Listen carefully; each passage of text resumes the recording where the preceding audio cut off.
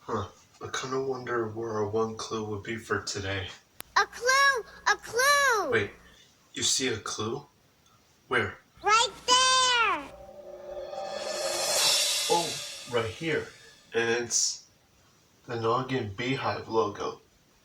Okay, well, you know what we need? Our handy dandy Notebook! notebook. Right.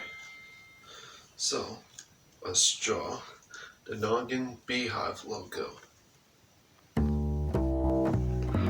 Let's draw a rectangle with a semicircle on the bottom. Then we have a nose and mouth. And this line here, and we'll shade it in for a shadow. Then we'll draw these curvy lines on the top to make a beehive.